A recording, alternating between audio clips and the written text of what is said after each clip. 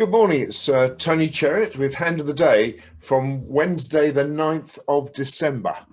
So on the 9th we were playing in the Surrey Sim Pairs, which for the Dorin Salva. And we've got Denver and John playing against Margaret and Sheila. And here we go. So basically the bidding's gone 1 no trump. 2 spades, which is McKendrick, which is a convention I don't like very much. The problem is if North has a spade suit, he may well double, or he or she may well double, and that could mean that you're unable to, the opposition I find a fit, or South has a good lead. Anyway, be that as it may. I also don't like the race to 2 no trumps because that's a very poor 11 account, and normally the way I teach it, you should have a good 11 or 12, and that's nowhere near a good 11. It's got a couple of things going for it. In the King, Queen, Jack of Diamonds is a good sequence. Queen, Jack of Clubs is okay, but the problem is that apart from you've got no aces, and you're 4-3-3-3, and you've got no card higher than a 7. In fact, if you look at those intermediates, they are absolute rubbish, aren't they? So the chances of you making extra tricks from your smaller cards are very much reduced. So this is, in my mind, not a hand that you should be bidding 2 no trumps with. Now, I would add to that is that everybody did. So don't feel I'm picking on you, Denver. It's something everybody did, but I think that's not a great choice, and we will see why. Although most people got away with this now. John's playing the hand, and John's playing the hand, and Sheila led the 3 of spades. So what's John got? This is actually quite interesting the way this sort of figured out. Now, from John's perspective, the 3 of spades lead must be 4th highest, mustn't it? Because he can see the 2, so the 3 is 4th highest. So we know that Sheila has 4 spades. And very rarely 3, as we no indication from North to lead a spade, so there's no reason why we shouldn't believe that. So normally that would mean that she doesn't have a 5-card suit, which is good news for declarer. And so the hand's probably going to be pretty flat. Now, what does John do? Now, if you can see all 4 hands, the Queen of Spades is the card to play, because South could have led away from the Ace King. Slightly less than average, because if he had Ace King Jack, he would not let a small card. So you could think about that as well. So the 3 of Spades is not from Ace King Jack, but it could be from Ace King. And the only legitimate chance is to play the Queen, hoping that South has the Ace and the King. But John went a different way, which I have great this is good stuff, really.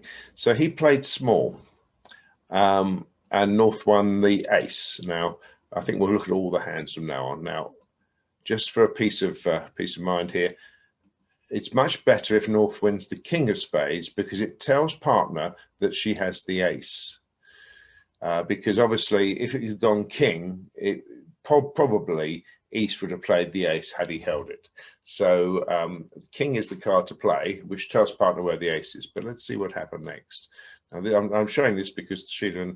So Margaret then played the 9 of Hearts. Now the 9 of Hearts is a higher card, and it's saying, partner, I don't particularly like hearts. I just thought it might be a good idea to lead them. And the reason why it's a good idea is because there are 3 titchy little hearts in dummy.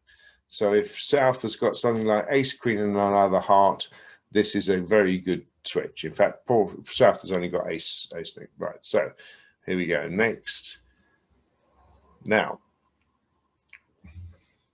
the next play I think is interesting, and so Sheila next played the Jack of Spades. Now the Jack, this seems a little bit unusual because Margaret hasn't returned spades and appears not to have the King, but who can argue with success? And here we go. So Queen from Denver, King small. Now I can understand why Denver played the Queen, because it looks like, and perhaps this is the deceptive play that Margaret was intending, that that Margaret doesn't have the king because she would have played the king rather than the ace. But anyway, if he'd gone the other way, perhaps Denver should have ducked, and then we go on from there. Right. So here we go. So 9 of spades, all good stuff. Overtaken by the 10, very good stuff because you want to be on lead. And then the 4 of spades back there, and they came to the ace of diamonds, and that was one off. I think in real terms, 7 tricks is the limit for East-West. I mean, sorry, once the heart's led, East-West makes the rest of the tricks. But it's much better to play in 1 no trump, so you can't go off. At least you beat all the people that defeated 2. Not many people defeated 2, but I think it should happen. So let's go this. I'm going to play this as I think it should have gone, could have gone.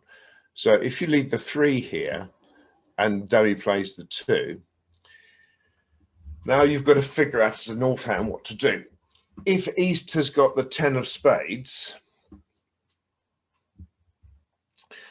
then he's also got 3, and so the defense have to lose a spade trick. The only way to avoid losing a spade trick is if South has the queen and 10 of spades. Yeah, sorry, it's the jack and 10 of spades, jack 10 to 4. And of course, North knows the same thing as East does, that the 3 of spades is 4th highest. So I think, and I know this is quite tough really, I think the best thing here is to assume that John knows what he's doing, which I'm sure he does, and play the 9 here.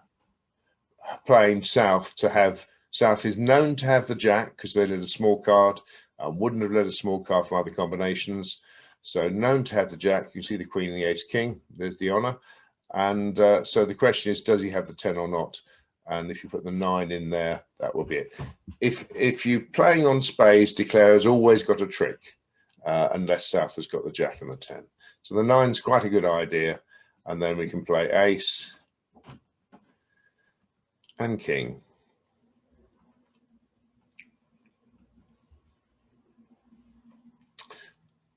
And then we've got the ace of hearts to lead in there. We make the jack of spades and the ace of diamonds for 1 off. So it's a very interesting, very, very interesting hand. And you think 1 no trump, 2 no trumps, which effectively what it is. But only 3 people defeated 2 no trumps.